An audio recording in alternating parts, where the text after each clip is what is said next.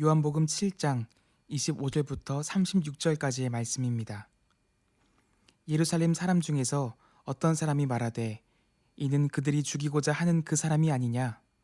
보라, 드러나게 말하되 그들이 아무 말도 아니하는도다. 당국자들은 이 사람을 참으로 그리스도인 줄 알았는가? 그러나 우리는 이 사람이 어디서 왔는지 아노라. 그리스도께서 오실 때에는 어디서 오시는지 아는 자가 없으리라 하는지라. 예수께서 성전에서 가르치시며 외쳐 이르시되 너희가 나를 알고 내가 어디서 온 것도 알거니와 내가 스스로 온 것이 아니니라. 나를 보내신 이는 참되시니 너희는 그를 알지 못하나 나는 아노니 이는 내가 그에게서 났고 그가 나를 보내셨음이라 하시니, 그들이 예수를 잡고자 하나 손을 대는 자가 없으니 이는 그의 때가 아직 이르지 아니하였음이러라. 무리 중에 많은 사람이 예수를 믿고 말하되 그리스도께서 오실지라도 그 행하실 표적이 이 사람이 행한 것보다 더 많으랴 하니, 예수에 대하여 무리가 수군거리는 것이 바리새인들에게 들린지라. 대제사장들과 바리새인들이 그를 잡으려고 아랫사람들을 보내니 예수께서 이르시되 내가 너희와 함께 조금 더 있다가 나를 보내신 이에게로 돌아가겠노라. 너희가 나를 찾아도 만나지 못할 터이요 나 있는 곳에 오지도 못하리라 하시니, 이에 유대인들이 서로 묻되 이 사람이 어디로 가기에 우리가 그를 만나지 못하리요? 헬라인 중에 흩어져 사는 자들에게로 가서 헬라인들을 가르칠 터인가?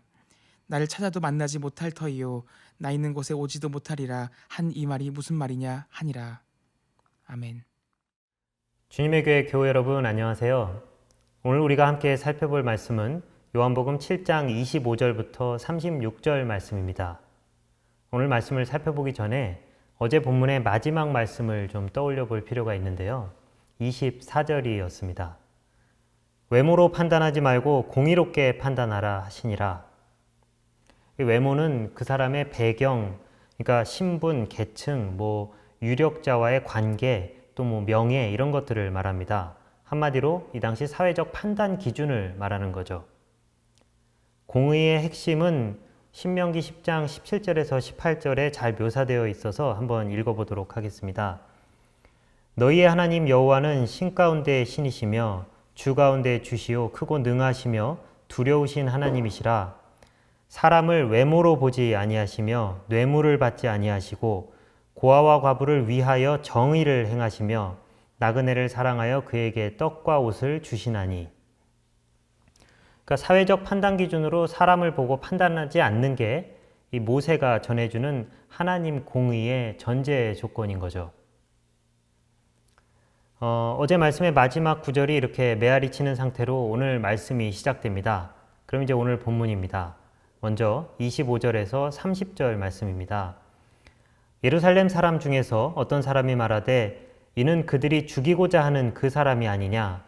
보라, 드러나게 말하되 그들이 아무 말도 아니하는도다. 당국자들은 이 사람을 참으로 그리스도인 줄 알았는가? 그러나 우리는 이 사람이 어디서 왔는지 아노라.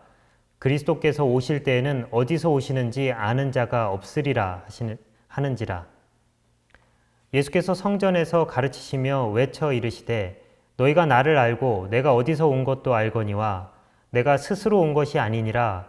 나를 보내신 이는 참되시니 너희는 그를 알지 못하나 나는 아노니 이는 내가 그에게서 났고 그가 나를 보내셨음이라 하시니, 그들이 예수를 잡고자 하나 손을 대는 자가 없으니 이는 그의 때가 아직 이르지 아니하였음이러라. 예루살렘 사람이라는 부류의 사람들이 등장합니다. 이들은 아마 무리 중에서 예루살렘 순례자들을 포함한 특정 부류의 사람을 뜻하는 것 같습니다. 요한복음은 이 부류의 사람들이 예수님을 죽이고자 하는 예루살렘 권력자들의 모의를 이미 알고 있었다고 이렇게 말을 합니다. 예수를 죽이고자 뒤에서 음모를 꾸미고 있는 이들을 26절에서는 당국자들이라고 표현하는데, 이것은 아르콘테스라는 그리스어의 번역어입니다. 직역하면 다스리는 자들, 통치하는 자들이라는 의미인데, 요한복음에서 유대인들이라고 말하는 사람들, 그 중에서도 산헤드린 공회원들을 지칭합니다. 요한복음 3장 1절에 밤중에 예수를 찾아온 니고데모를 소개할 때도 이 용어를 썼죠. 거기에는 지도자라고 번역이 되어 있습니다. 여하튼 이 예루살렘 사람들은 호의적이지 않습니다. 당국자들이 예수를 죽이고자 하면서도 예수께서 드러내서 말씀하시는데 침묵하고 있다고 말합니다.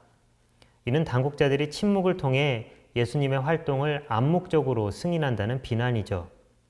그러면서 자기들은 예수께서 어디서 왔는지 알고 있다고 말합니다. 어디 출신인지 안다는 말이죠. 고대 사회에서는 개별 이름만으로 정확한 신상 명세를 표현할 수 없을 때 그 출신지를 함께 이야기합니다. 아시다시피 세르반테스의 돈키호테도 정식 명칭이 돈키호테 델 라만차, 즉 라만차의 돈키호테인데요. 바로 출신지의 이름인 라만차와 함께 묶어서 정확히 신상을 표현하는 겁니다. 결국 이 예루살렘 사람들은 예수가 누구인지 그 정체를 다 알고 있다고 말하고 있는 거죠.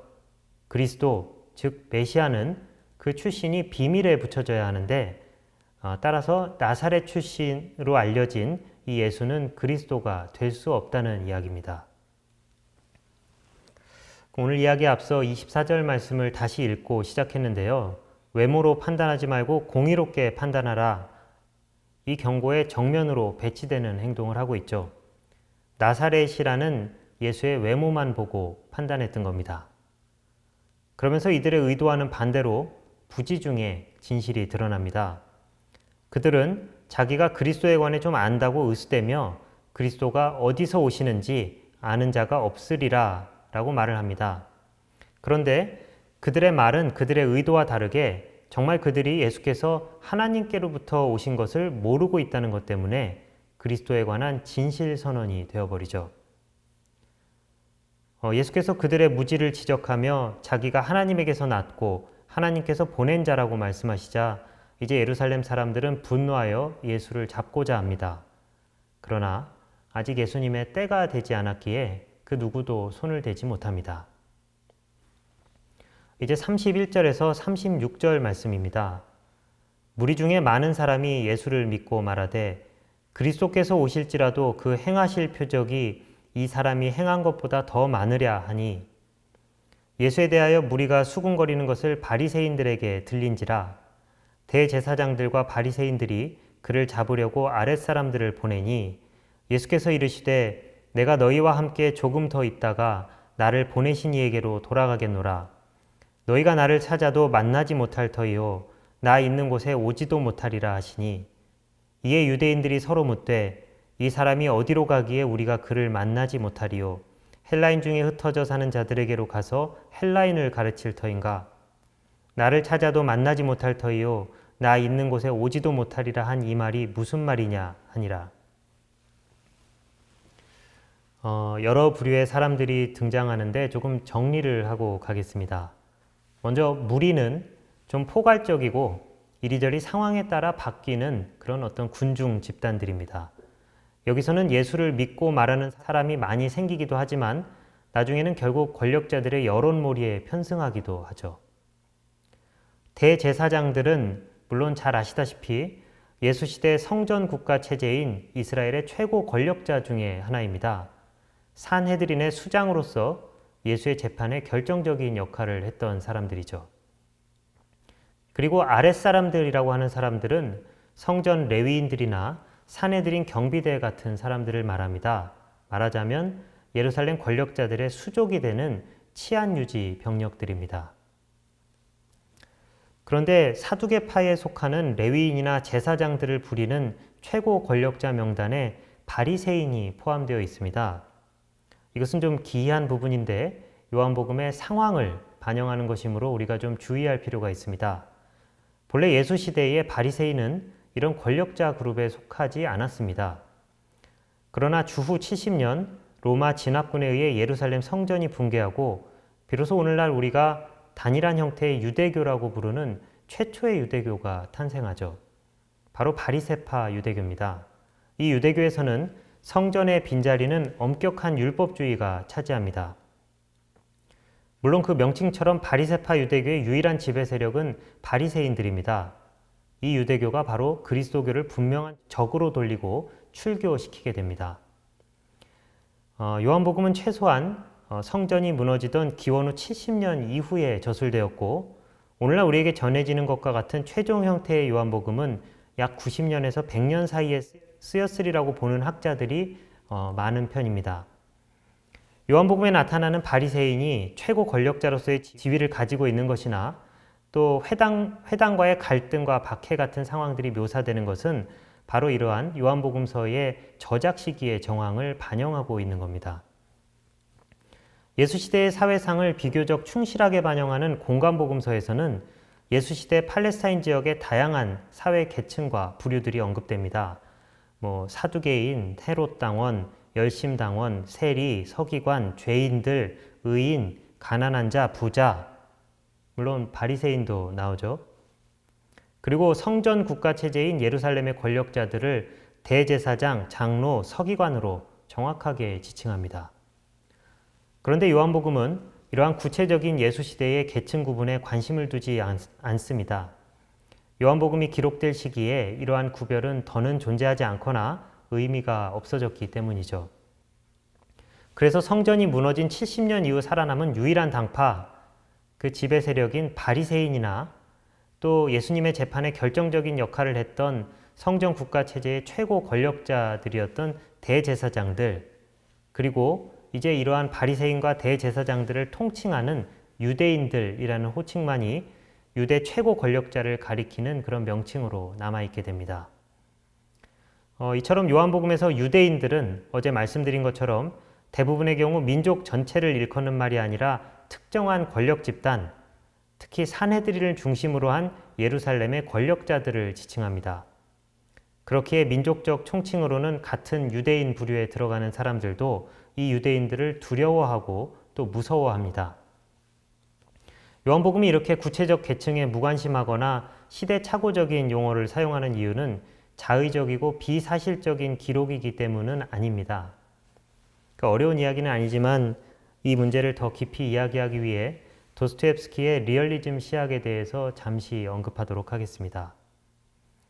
이 러시아 문학사에서 도스토옙스키는 그 리얼리즘의 시작이자 완성으로 이렇게 평가를 받는데 도스토옙스키부터 완전한 형태의 리얼리즘 문학 시대가 열리기 때문입니다. 그런데 죄와 벌이나 까라마조프가의 형제들, 악령 같은 도스토옙스키의 대표 작품들을 읽어보면 오늘날 우리가 즉각 떠올리는 사실주의와는 리얼리즘과는 조금 다른 다소 인위적이고 또 상징적인 묘사가 주를 이룹니다.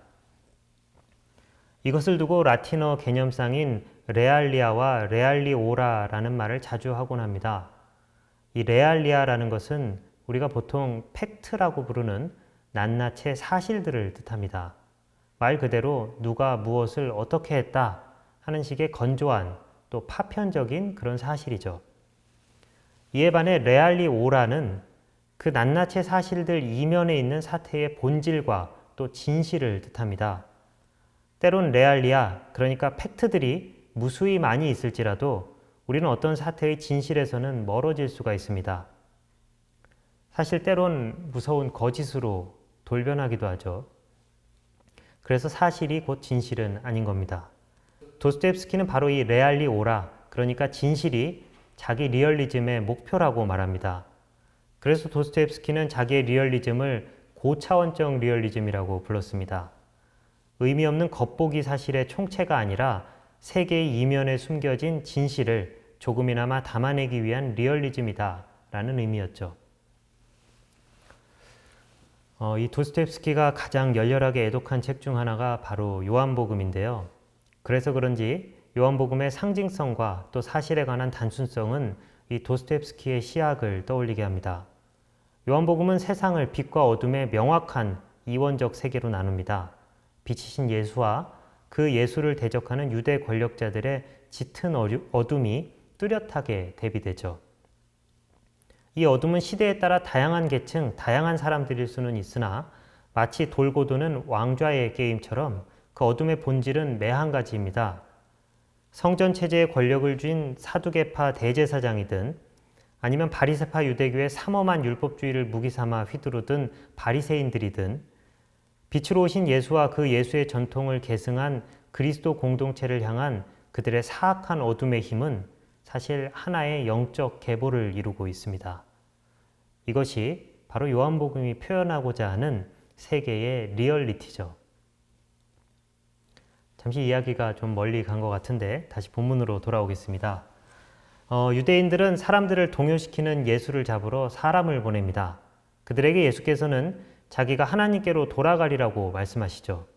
그런데 다들 그 말의 의미를 잘 알아듣지 못합니다. 그리고 비웃으며 말합니다.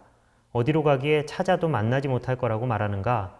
헬라인 중에 흩어져 사는 디아스포라 유대인들에게 가서 그들과 이방인들에게나 가르치려는가? 그 비웃는 말인데 이 말이 결국 진실이 되는 장면을 우리는 이어지는 사도행전과 또 서신서들을 통해 목격하게 될 겁니다. 그러나 유대인들은 예수의 말씀을 전혀 이해하지 못하죠. 또한 그들이 무언가 자신할 때 그들은 오류를 범하고 또 그들이 전혀 진지하게 생각하지 않고 내뱉을 때 자기와 무관한 진실을 발설합니다. 이러한 아이러니한 상황은 예수의 말씀과 전혀 만날 가망이 없는 유대 권력자들의 현실을 잘 보여주죠. 앞서 예루살렘 사람들이 예수를 알아볼 수 없었던 것처럼 유대 권력자들은 예수의 말씀을 이해할 수 없는 겁니다. 어둠이 지배하는 세상이 빛을 알 수 없다라는 말이 바로 이런 상황이죠. 외모로 판단하는 사람들은 예수를 알아볼 수 없고 외모를 갖춘 이들은 예수의 말씀을 이해하지 못합니다. 그들이 때로 내뱉는 진실마저도 자기의 인식을 배신하고 또 자신을 소외시키죠. 어둠은 절대 빛을 볼 수 없는 겁니다. 애석하게도 어둠의 세상을 향한 요한복음의 이 경고를 이제 우리가 무겁게 받아야 합니다. 오늘 우리에게는 예수를 볼 수 있는 눈이 있습니까? 만약 우리가 사회적 성공이나 경제적 성공을 꿈꾸며 그것으로 예수께 영광 돌린다는 상상이나 하고 있다면 그것이 어떤 고상한 종교적 수사를 통해 은폐되어 있든 간에 우리는 절대로 예수를 알아볼 수가 없습니다. 예수의 외모는 그런 성공과 행운이랑은 거리가 멀기 때문이죠. 그런 눈을 가진 이가 서로 성서 말씀 몇 구절 배우고 또 몇 가지 파편적 진리를 깨닫는다고 해도 그 진리는 결국 그를 따돌리고 그의 손을 빠져나갈 겁니다. 오늘 우리에게는 예수 말씀을 이해할 귀가 있습니까? 만약 우리가 운 좋게 우리 시대의 좋은 것들을 충분히 누리고 있다면 우리가 자부심을 느끼는 그 외모, 그 하나님의 축복으로 인해 우리는 예수를 미워하게 될 것이고 예수의 말씀을 전혀 알아듣지 못하게 될 겁니다. 오직 우리는 악의적인 비웃음으로만 올바른 신앙 고백을 하게 되는 거죠. 평안한 하루 되시길 바랍니다. 내일 뵙겠습니다.